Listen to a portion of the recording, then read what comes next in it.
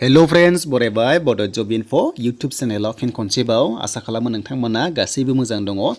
दा लोगोफोर SI नि एग्जाम सेन्टार सेलेक्ट खालामगासिनो दङ। बेनिफ्राय खायसे खालामबाय, खायसे खालामनो हायाखै। दा बिनि थाखायनो भिडिअ खालामबावबाय जाहाथे नोंथांमोना क्लियर जायो आरो नोंथांमोननि टेनसना खारो। दा लोगोफोर हानायसेबां नोंथांमोनखौ हेल्प खालामनो नाजागोन। सिगांनिफ्राय नोंथांमोना जाहाथे सापर्ट होगासिनो दङ। थिग बेबादिनो नोंथांमोनाबो होबाय थालां जाहाथे आंनि चेनेलाबो एसे ग्र' जाबावो। दा जों एग्जाम सेन्टार सेलेक्ट खालामबा कमन जों नैबे एग्जाम पर्टेलाव क्लिक खालामनाय लोगो लोगोनो जों एग्जाम सेन्टारखौ सेलेक्ट खालामनो हायो। बेखौ बयबो मिथिखागौ। दा बाथ्राया जाबाय इनभेलिड देखायगासिनो दङबा नोंथांमोना लगिन खालामनो हायाखै, नाथाय नोंथांमोना आइडिखौ रिकभारि खालामनो हायो बा नोंथांमोननि डाटाया गासैबो अके दङ।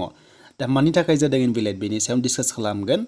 जाय नोंथांमोना भिडिअ नायना मोजां मोनो लास्टआव लाइक खालामनो दाबाव आरो चेनेलाव गोदानै फैदोंब्लाबो साबस्क्राइब खालामना लानो हागोन बेबायदि आपडेट मोननो।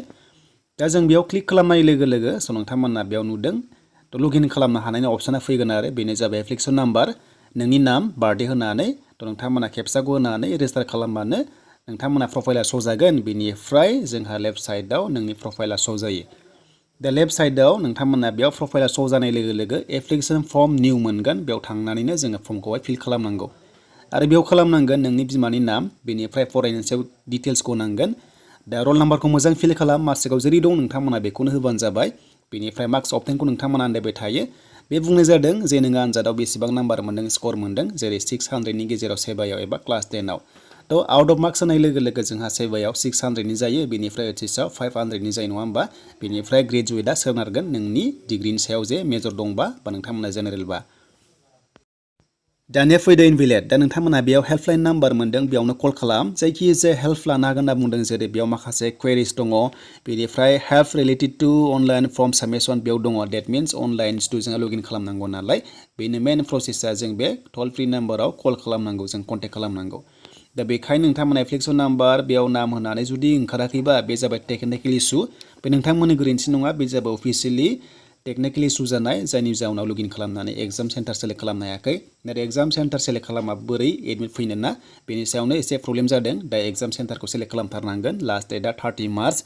बेनिखायनो नोंथांमोननि खामानिया जाबाय जायफ्रा इनभेलिड जादों टल फ्रि नाम्बाराव कल खालाम, अफिस टाइमाव कल खालाम। बेनो जाबाय सानडेनि बाद नोंथांमोना 10थानिफ्राय 4थानि गेजेराव कल खालाम, अब्लानो पिकआप जागोन। हानायसेबां कल खालाम, नाथाय बिजि जायो मानोना गोबां इसु जादों। ओंखायनो नोंथांमोना कल खालामबाय था जाहाथे नोंथांमोननि कलखौहाय रिसिभ खालामो आरो नोंथांमोना प्रब्लेमा सल्भ जायो। नोंथांमोननिया खिथानांगोन बेनो जाबाय नोंनि एप्लिकेसन नाम्बार, नोंनि नाम डिटेल्सखौ हरनांगोन, अब्लानो बेनि एगेन्स्टआव नोंथांमोनाहाय इसु जागोन आरो नोंथांमोना लगिन खालामनानै एडमिट एबा नोंथांमोना एग्जाम सेन्टारखौ डाउनलड खालामनो हागोन बा नोंथांमोना सेलेक्ट खालामनो हागोन आरो। थ' बेनोसैमोन लोगोफोर। नाथाय बेयाव नोंथांमोना जेबो गिनांगौ गैया, बे जाबाय अफिसियेलि टेकनिकेल इसु दै। नोंथांमोना जेबो टेनसन लानांगौ गैया, बे सल्भ जाजोबगोन। आसा खालामो नोंथांमोना बुजिबाय जानांगौ। दा नोंथांमोना चेनेलाव फैनानै मोजां मोनदोंबा जायफ्रा गोदानमोन थ' साबस्क्राइब खालामना लानो हागोन बेबायदि आपडेटखौ मोनो बड' जब इनफो इउटुब चेनेलाव।